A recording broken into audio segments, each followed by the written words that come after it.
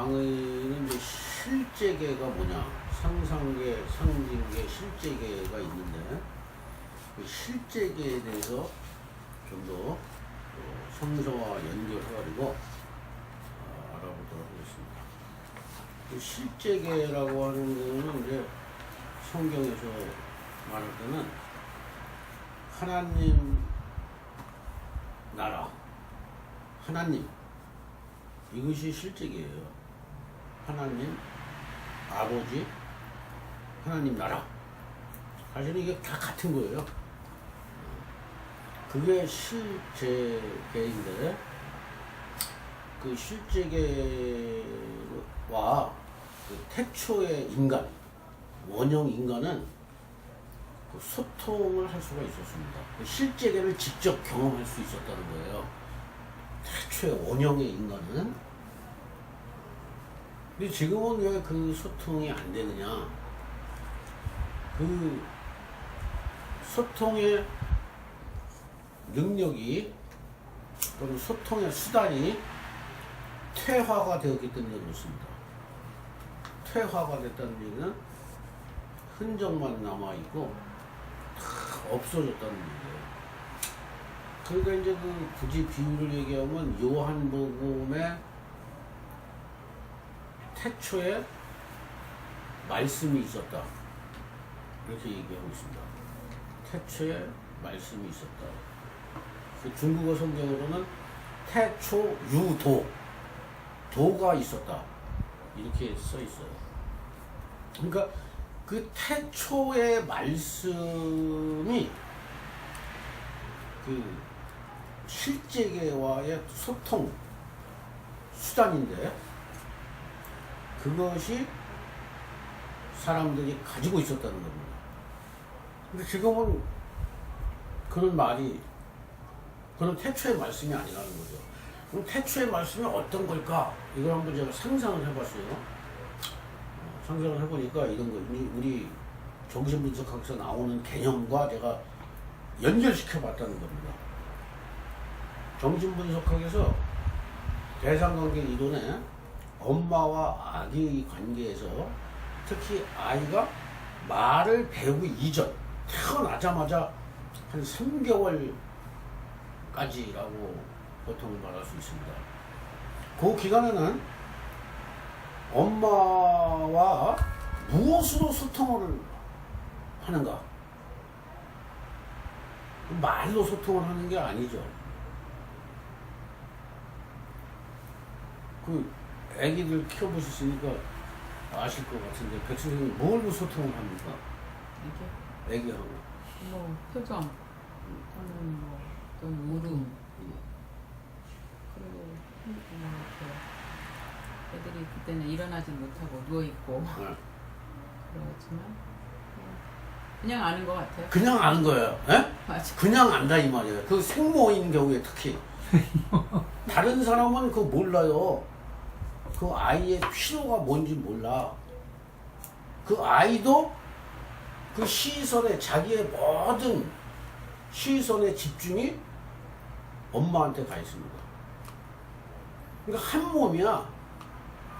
그러니까 그 관념, 그때 그 지각, 그 아이와 엄마와 소통되는 그 지각, 그거와 유사한 그 본래의 지각이 태초의 말씀이라고 말할 수가 있는 거예요.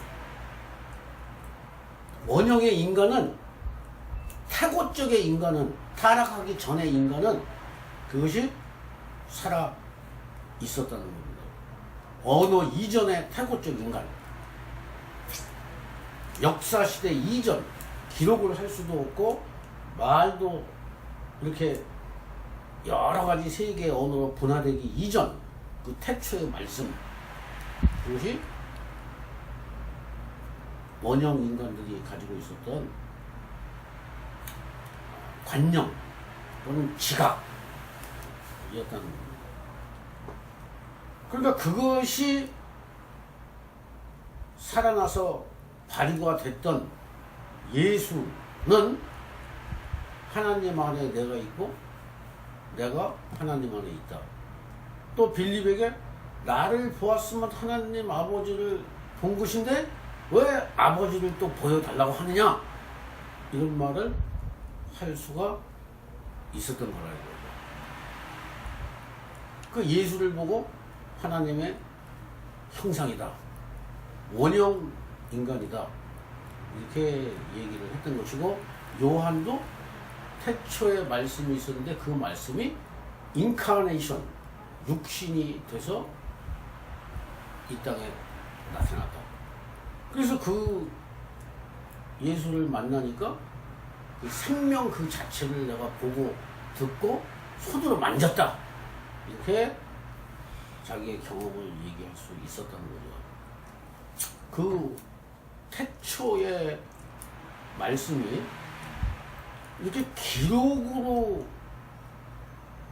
남겨졌기 때문에 이 기록을 아무리 공부를 해도 그 태초의 말씀에는 도달할 수 없고 한계가 있고 지식의 수준으로 끝난다는 거죠. 지식. 그러니까 이 성경이라고 하는 것은 상징계에 해당되는 겁니다. 상징계.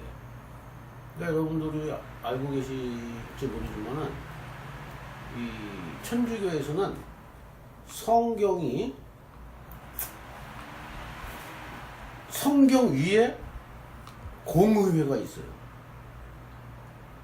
공의회가 뭐냐면은 이 성경이 66권이다라고 이렇게 땅땅땅 해가지고 정의 그거를 성경의 범주를 정한 데가 공의회야. 천주교 공의회. 그러니까 그 공의회의 권위가 성경 위에 있기 때문에 지금도 이 공의회에서 얼마든지 성경을 빼고 넣고 수정하고 고치고 넓히고 좁히고 재해석하고 할 수 있어요. 그러니까 이것이, 이 공의회가 진짜 하나님 나라를 대신하는 것이고, 이 성경은 전통에 속한 자료예요. 이것이 천주교 입장입니다. 개신교 입장은 뭐냐면은 이렇게 되어 있습니다. 이 성경이 만들어진 게 66권으로 정해진 것은 사람이 한 거지만 사람의 배후에서 성령의 역사로 이루어진 것이다. 그렇기 때문에 딱 이게 66권으로 정해진 다음에는 성경이 모든 신자들 뿐만 아니라 모든 교회를 규정하는 거예요. 권위가 성경이 더 높아. 이게 개신교와 천주교의 입장의 차이라고 하는 겁니다. 그러니까 개신교는 이 66권 이외의 성경을 더하지도 못하고 빼지도 못해요. 수정 불가. 이게 하나님이, 성령님이 한 거라고 정리가 됐기 때문에. 근데 천주교는 이걸 변경 가능해요. 지금도. 왜냐하면 이 공의회가, 그러니까 교황이 만든 그 공의회라고 하는 회의 기구가 있어요. 거기서 얼마든지 변경할 수 있어요. 어떤 것이 맞느냐에 따라서는 그건 이제 신학적 입장의 차이라고 할 수가 있습니다. 그게 태초의 말씀과 실제계를 제가 말씀드리다가 얘기한 거죠. 그러니까 실제계를 이 사람들이 이거 정할 수가 있느냐. 더군다나 이 성경의 범위가 사마리아인들은 모세 오경만 성경이라고 합니다. 성경이 틀려요. 나머지는 성경이 아니야. 유대인들은 히브리 성경 39권이 성경이에요. 신약은 성경이 아니야. 그 사람들한테. 천주교는 뭐 항상 변할 수 있다고 제가 얘기를 했고요. 개신교는 66권이에요. 이게 이제 상징계와 실제계와의 어쩔 수 없는 차이와 구멍이 난다는 거예요. 이게 실제계가 만약에 경험을 하게 되면 어떻게 돼? 어떤 현상이 나타나냐면 이런 겁니다. 바울이 그 다메섹 고개를 넘어가다가 부활 예수를 만났단 말이에요. 그게 실제계를 만나는 거예요. 그럼 실제계를 만나면 어떻게 되냐면 눈이 멀고 엄청나게 놀라고 이 감당이 안 되는 거예요. 바울도 그 사건을 나중에 그 사람이 워낙 뛰어난 사람이라서 나중에 시간이 가면서 그거를 경험을 이론적으로 잘 정리를 할 수 있었기 때문에 그렇지, 그 바울이 아닌 보통 사람은 그걸 경험하고 정신이 돌아버립니다. 감당이 안 되기 때문에 돌아버려요. 오늘날에도 마찬가지예요. 그 실제와 인카운터를 하면 죽는 거예요. 성경에 하나님을 본 자는 죽는다고 그랬거든.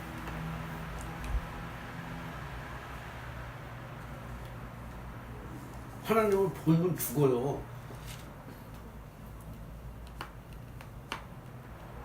그러니까 이걸 꿈으로 얘기하면 이렇게 됩니다. 꿈은 두 가지가 있는데, 우리가 감당할 수 있는 꿈은 보통 꿈이에요. 불안한 꿈을 꾸더라도 감당할 수 있는 꿈은 불안몽이라고 그래요. 그런데 감당할 수 없는 꿈을 악몽이라고 그래요. 악몽. 이 악몽은 이 실제에 가까운 거예요.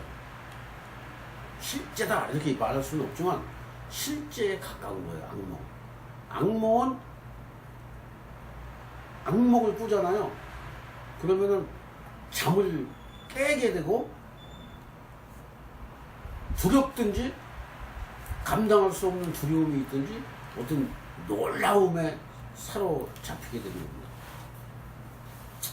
그러니까 그 실제를 경험한 사람들의 이 기록이 성경이라고 할 수 있는데, 특별히 두 가지 실제의 얘기가 구약에서는 출애굽 사건, 그것이 히브리인들이 경험한 집단적 실제 경험이라고 할 수 있고, 이 신약에서는 부활 경험, 이것이 실제 경험이라고 할 수 있습니다. 근데 오늘날의 예배라고 하는 것은 그 실제 경험을 재현해 보겠다는 거예요. 재현. 예배를 통해서 단순하게 기억만 하는 게 아니라 그 실제의 부활 경험을 재현해 보겠다 라고 하는 겁니다. 근데 그 신앙이 형식적이 되거나 또 이론적인 교리적인 설명이 되거나 그러면은 부활을 재현할 수 있는 게 아니죠. 그러니까 부활을 재현을 하고 그 실제를 체험한다고 하는 것은 이렇게 말할 수가 있습니다. 나의 존재가 그 실제 생명으로 이렇게 변화되는 만큼, 나의 존재만큼만 경험이 가능하다, 이렇게 말할 수가 있어요. 그러니까 그렇게 되기 위해서는 먼저 바꿔줘야 될 이 의식적인 차원과 무의식적인 차원이 있는데, 이 의식적으로는 이렇게 바뀌어져야 돼요. 자기 가치관이. 내 인생은 하나님 나라, 하나님의 뜻, 하나님의 가치를 위해서 사용되는 인생이 가장 행복하다. 이렇게 정체성이 바뀌어야 되는 거예요. 그러지 않으면 실제가 옆에 있어도 경험이 할 수가 없습니다. 실제가 옆에 와 있어도, 예수가 옆에 와 있어도 경험이 안 돼요. 의식적인 차원이 있고 무의식적인 차원이 있는데, 지금 이제 저는 무의식을 얘기합니다. 의식은 그렇게 정체성이 결정돼야 되고, 무의식은요, 개인 무의식이 있고, 집단 무의식이 있고, 여기 자연 무의식이 있다고 그랬어요. 이 제일 밑바닥. 이 지금 왜 오늘 제가 네팔 선교사 목사님을 내가 만나고 왔는데, 이 네팔 사람들이 이 선교사에게 와가지고 이제 쉬다가 취직을 하면 또 나가기도 하고 다시 들어오기도 하고 하는 그런 이제 대림동에 있는 이종만 목사님을 이제 점심 같이 먹고 왔는데, 이분 얘기가 이런 얘기를 합니다.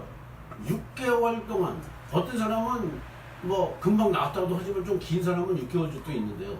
그 6개월 동안의 복음을 전하는데, 이 복음의 씨가 이렇게 뿌려지면은 이 뿌리가 이렇게 내리는데, 어디까지 내리느냐, 여기까지 도달을 하지 않아도, 여기까지만 도달을 해도 여기서 이렇게 뭔가 이거 열매가 나온다는 거예요. 행동의 변화가. 근데 이 행동의 변화가 이 뿌리가 깊지 않으니까 환경이 또 바뀌거나 네팔로 돌아가면은 다시 옛날로 돌아간다는 거예요. 이 뿌리가 어디까지 내리느냐. 그러니까 이 네팔 사람들은 어디서부터 이 집단 무의식이, 네팔의 무의식을 갖고 있단 말이에요. 집단 무의식이. 근데 한국에 와서 6개월 동안 복음을 확 의식화, 복음을 한다는 거예요. 응? 두 번째는 이 정서적으로 하는 거는 또 사모가 한대. 이 의식화 하는 거, 이성적인 거는 목사가 하고, 이 정서적으로 이렇게 지원하고 따뜻하게 해주고 품어주고 하는 거는 사모가 한대요. 근데 이 두 가지를 다 해도 6개월 동안 뿌리를 깊이 내리지 못하니까, 이 사람들은 여기 왜 왔느냐, 왜 오느냐 하면은 쉼터기 때문에 오는 거예요. 정거장이야. 취직할 때까지, 어디 다른 거주지가 없을 때까지. 근데 그 사이를 이용해서 복음을 전하는 거죠. 이 사람은 뭐, 이 선교사의 목적은 모든 사람이, 거의 모든 사람이 여기 거쳐간대요. 네팔 사람은. 근데 이 기간은 대개 평균, 긴 사람도 있지만 대개 6개월 미만이라는 거예요. 그럼 요 기간 동안에 복음을 전하는데, 이것이 뿌리가 내리기에는 너무 짧다. 그래서 이 환경이 또 악화되면은 이 사람은 옛날로 다시 돌아간다 이 말이에요. 그러니까 이 무의식 세계를 변화시키고, 그 무의식 세계에 아담의 독을 뺀다는 거, 뿌리를 깊이 내린다고 하는 것이 이렇게 만만한 작업은 아니라는 겁니다. 그러니까 우리 믿는 사람들도, 여기 오늘 윤 선생님 안 오셨지만, 우리 믿는 사람들도 이 뿌리가 진짜 여기까지 다 있어서 영적인 독립이 됐느냐, 이게 굉장히 중요한 거죠. 이 영적인 독립이 된 사람은 주일 성수, 뭐 11조 헌금, 교회 생활, 이런 거하고 상관이 없어요. 그 생명이 이제 진짜 영적으로 어딜 가나 내가 하나님 안에 있고 하나님이 내 안에 있다가 되는 거예요.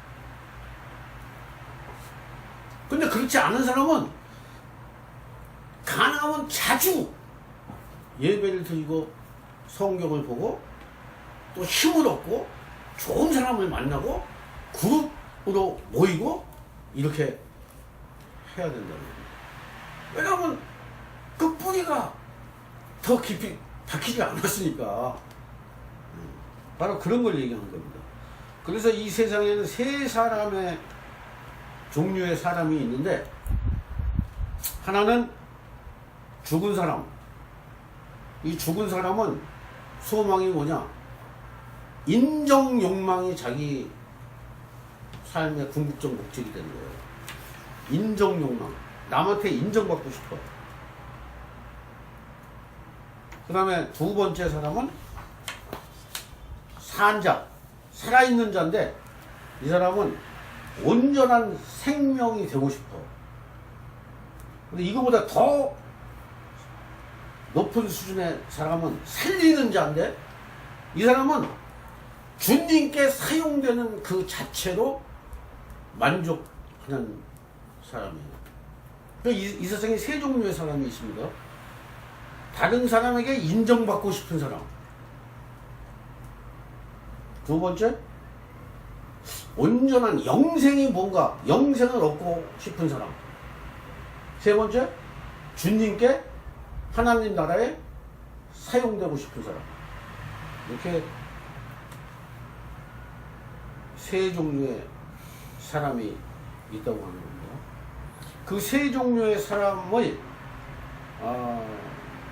다른 말로 정신분석학적인 용어로 표현하면 욕망의 주체화다, 이렇게 말할 수 있어요. 그 욕망의 질이 달라지는 겁니다. 상담을 해보시면 알겠고, 우리가 경험상으로 알지만 인간이 가장 뿌리 깊게 남아있는 것이 자아, 사랑, 자기애라고 하는 겁니다. 자기 사랑, 자기애. 이 자기애가 주님 사랑과 이웃 사랑으로 인간의 힘으로 바뀔 수 있느냐. 그것이 평생의 또는 세계적인 문제의 어떤 키워드라고 하는 겁니다. 키워드. 그러니까 교회에서는 뭘 강조하느냐? 끊임없이 성도의 삶을 강조하게 되는데, 이 성도의 삶이라고 하는 게 뭐냐면은, 이건 꼭 외우셔야 돼요, 이거. 이 교회라고 하는 거, 성도라고 하는 게 뭐냐는 게 꼭 외우셔야 되는데, 이건 아주 교회 다니는 사람은 이걸 꼭 외우고 있어야 돼요. 예수의 성도, 그리스도 예수의 몸, 그 다음에 새 성전, 그 다음에 하나님 나라의 켜짐. 이게 뭐냐면은 성도인데 예수의 성도라는 거죠. 이거는 개인이 아니고 두세 사람 이상, 무리를 얘기하는 겁니다. 이 성도, 교회라 하면 이 성도, 세상에서 예수를 주님으로 하는 성도, 예수가 불러낸, 예수가 자기 목적 때문에 불러낸 사람을 교회라고 한다, 이거예요.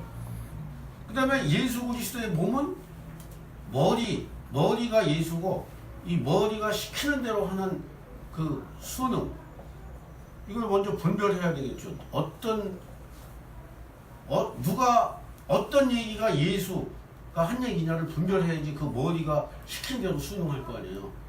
그리스도의 몸, 그 다음에 이거는 성령의 전, 성령이 임재하는 장소, 그 다음에 이제 이걸 다 순서대로 이렇게 진행해서 합쳐서는 그게 하나님 나라의 표징, 하나님 나라를, 하나님이 지배하는, 나라라는 건 지배하는 거죠. 하나님이 지배하는 그러한 존재들이 되는 거예요. 이거를 가르쳐서 교회라고 한다, 이 말이에요. 근데 저렇게 되려면은 무의식 세계가 변화되지 않고는 안 되기 때문에 그 무의식 세계라고 하는 거에 대해서만 이제 강조하고 오늘 강의를 끝나고 나눔을 좀 많이 해야 되는데, 의식에 대해서는 제가 얘기했습니다. 우리나라에서 성경 공부를 굉장히 많이 하는데 그건 다 의식 차원이에요. 상징계, 상상계 차원에서 하는 거예요. 근데 그 씨를 의식에다가 아무리 뿌려도 그 뿌리가 내려가지 않으니까, 무의식으로 내려가지 않으니까 안 된단 말이에요. 근데 오늘 내가 그 선교사, 네팔 선교사를 만나보니까 그 그림을 제가 하나 보고 왔는데, 야, 그거 놀랍더라고요. 그 애가 그 태어나가지고 자기 아버지가 너무 막 박해를 하고 그러니까 애가 가출을 해가지고 그게 아프리카인가 봐요. 그 동물들하고 같이 사는 거예요. 동물들하고. 근데 동물들하고 그 한 몇 년간, 거의 10년간 가까이 살다가 발견이 됐는데, 얘는 이 인간 세계, 인간들 오는 거를 막 저항을 하는 거야. 거기 동물이 된 거예요, 말하자면. 동물 세계에 적응이 돼가지고. 응? 바로 이와 같이 이 무의식이라고 하는 것은 오랜 반복과 습관에 의해서 이 하나님 나라의 가치관이 체득이 되지 않으면 굉장히 힘든 영역이라고 하는 거예요. 굉장히 힘든 영역이에요. 그러니까 내가 진짜 거듭났다 라고 하는 것을 스스로가 재점검하는 것이 바로 이 정신 분석하는 거예요. 정신 분석이라는 건 다른 게 아니라 자기의 개인 무의식과 집단 무의식과 그 다음에 그 원복 상태, 이 자기 내면을 이렇게 서치라이트로, 이렇게 밤에 서치라이트 쫙 비치면은 이게 먼지까지 다 보이잖아요. 어두운 데서 쫙 비치면은, 자동차 서치라이트 붙이면은. 그런 것처럼 정신 분석이라는 건 뭐냐? 자기 내면을 잘 자기가 분석하고 관찰해서 그것이 하나님 나라의 가치관하고 어느 정도 일치가 돼 있고 오염이 돼 있는 것을 분석하고 찾고 끊임없이 제거하고 다시 뿌리를 내리는 작업이다 라고 할 수가 있습니다.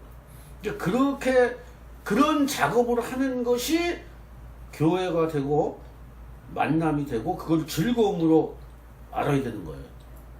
그게 참 사람의 자리, 이 심리의 마음의 자리가 있는데, 그 병든 사람의 마음은 크게 두 가지 자리가 있습니다. 편집, 분열적인 자리가 있고, 클라인이라는 사람이 말한 겁니다. 클라인이라는 사람이 말한 거예요. 편집, 분열적이라는 자리가 있고, 우울적 자리라는 게 있어요. 심리적인 자리가, 포지션이 있단 말이야. 거기에 가면은 다 그 병든 사람이 되는 거예요. 근데 그걸 넘어서서 참 사람의 자리는 초월적 자리라고 그러는데, 그 초월적 자리에 도달하게 되면은 그 사람은 성경에 의하면 이렇게 됩니다. 주님의 뜻을 진실하게 찾는 그 자리, 주님의 뜻을 따라서 근심하는 마음의 자리, 그리고 주님의 뜻이 자기의 욕망과 일치하는 마음의 자리. 그래서 주님이 자랑할 수 있는 사람이 되는 거예요. 주님이 자랑할 수 있는 사람은 제 기억에는 신약 성경에는 예수가 있고 구약 성경에는 욥이라는 사람이 있습니다. 욥은 누가 자랑할 수 있었냐면 하나님이 자랑할 수 있는 사람이었어요. 그래서 사탄 보고 죽이지만 말고 뭐든지 한번 네가 다 해봐라. 쟤는 내가 보증할 수 있는 애다. 그래서 사실은 욥이 완전히 모든 잃을 걸 다 잃고 최악의 경우에 떨어진 사람이 욥이었습니다. 근데 욥이 하나님을 만나고 나서 참 사람의 자리에 도달을 하고 나서 이제 사탄이 공격했던 것이 다 회복됐다. 뭐 이런 얘기인데, 그 참 사람의 자리가 모든 사람에게 있다고 하는 거예요. 이 마음의 자리가 포지션이 편집 분열적 자리, 우울적 자리만 있는 것이 아니라 그 초월적 자리가 있다. 이거는 제가 얘기하는 게 아니고 정신분석 각 책에 나오는 거예요. 마음의 자리가 세 가지가 있다는 거예요. 세 가지가. 최소한 세 가지. 여러 가지가 있겠지만 그 이론에는 세 가지를 얘기하고 있어요. 편집 분열적 자리, 우울적 자리, 그 다음에 초월적 자리. 그러니까 어떻게 되냐면 이렇게 됩니다. 인간의 마음의 자리가 편집 분열적 자리, 우울적 자리, 초월적 자리가 있는데 여기에 하나님의 실제가 있어요. 이 실제가 여기에 달하려면 이 실제는 바로 와도 이 자리에서 만나게 되니까 이게 편집 분열적 벽적 증세로 나타나. 편집 분열적 증세로 나타나.